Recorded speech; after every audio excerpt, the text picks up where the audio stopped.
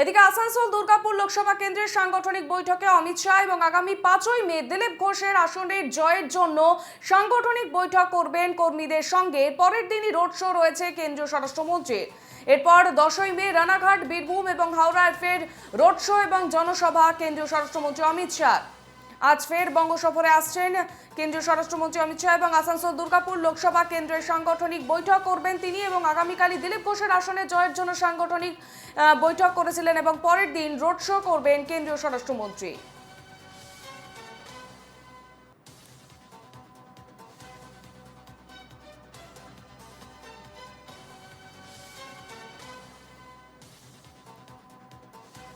আমাদের সঙ্গে টেলিফোন লাইনে রয়েছেন প্রতিনিধি সৌরজ্যোতি বন্দ্যোপাধ্যায়। সৌরজ্যোতি, আগামীকাল অমিত শাহ আসছেন রাজ্যে এবং কি কি কর্মসূচি রয়েছে তার?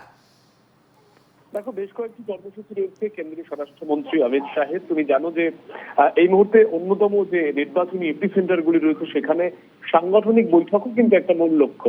যেমনটা এই মুহূর্তে বিজেপি সূত্রে জানা যাচ্ছে, আসানসোল দুর্গাপুর লোকসভা কিন্তু সাংগঠনিক বৈঠক আগামীকাল অর্থাৎ 5 মে দিলীপ ঘোষের যে আসন সেখানে সাংগঠনিক বৈঠক করবেন কর্মী সমর্থকদের সঙ্গে এবং এরপরে কিন্তু সেখানে একটি রোড শো করার কথা রয়েছে কেন্দ্রীয় স্বরাষ্ট্রমন্ত্রী অমিত শাহের।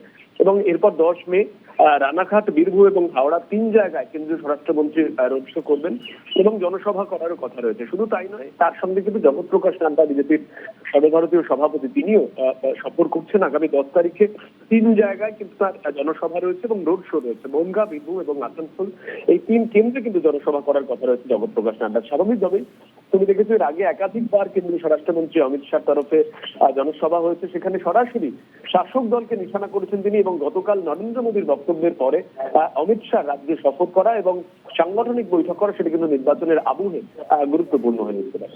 বেশ, ধন্যবাদ সৌরজ্যোতি।